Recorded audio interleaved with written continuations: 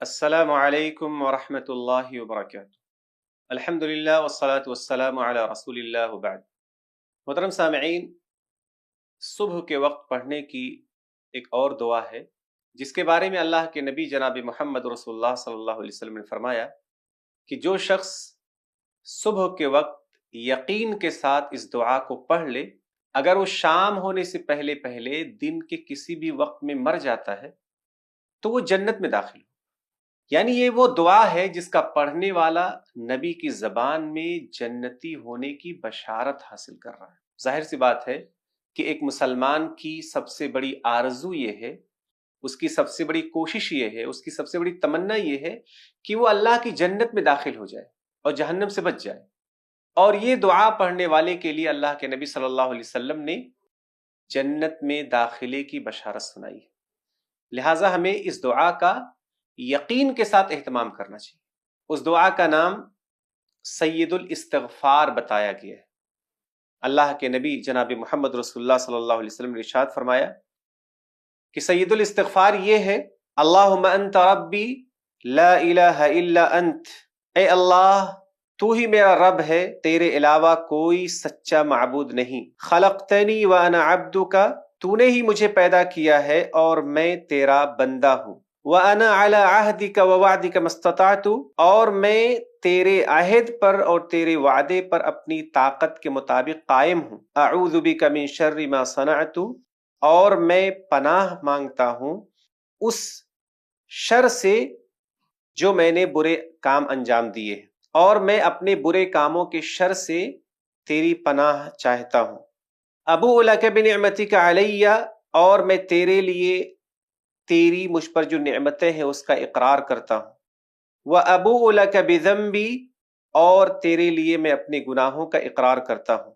فاغفر لی فإنہ لا یغفر الذنوب الا انت، پس تو مجھے معاف فرما دے کیونکہ تیرے علاوہ کوئی ایسا نہیں جو گناہوں کو معاف کر سکتا۔ یہ وہ دعا ہے سید الاستغفار جس کے پڑھنے والے کے لیے اللہ کے نبی صلی اللہ علیہ وسلم نے جنت کی بشارت دی ہے۔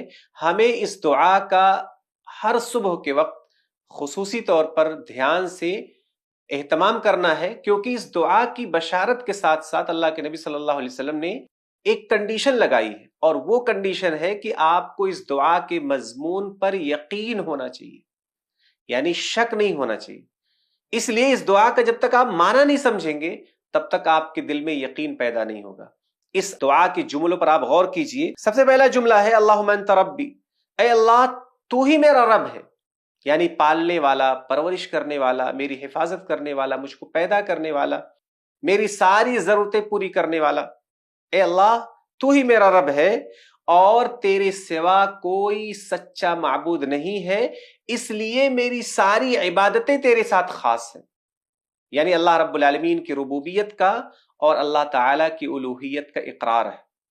اس کے بعد فرمایا خلقتنی وانا عبدک، اے اللہ تو نے مجھے پیدا کیا ہے اور میں تیرا بندہ ہوں۔ میری زندگی کا مقصد، میرا پورا کام ہی دراصل تیری بندگی کرنا ہے، تیرے سامنے جھکنا ہے، تیری فرما برداری کرنا ہے، تیری رضا تلاش کرنا ہے۔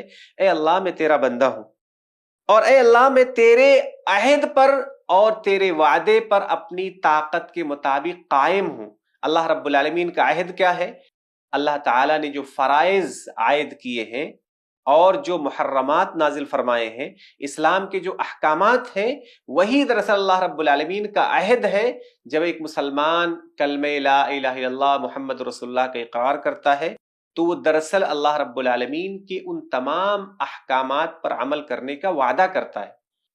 تو یہ بندہ وعدہ کر رہا ہے کہ اللہ رب العالمین تو نے جو فریضہ عائد کیا ہے اس فریضے کو میں اپنی طاقت کے مطابق ادا کر رہا ہوں، اور اے اللہ جو تو نے محرمات نازل کیے ہیں ان تمام حرام کاموں سے میں اپنی طاقت کے مطابق بچنے کی کوشش کر رہا ہوں۔